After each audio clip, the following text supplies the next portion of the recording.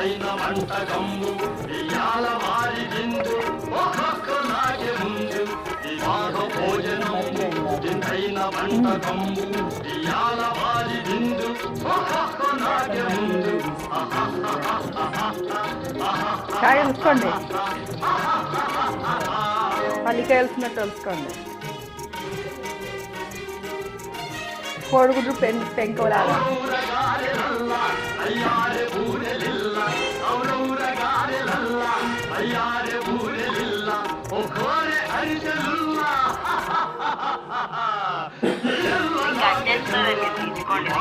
వద్దులే వద్దులేదు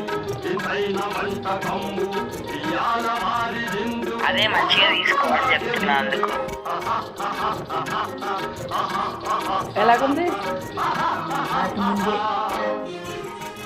నానమ్మ తాటి ముందు లాగుంది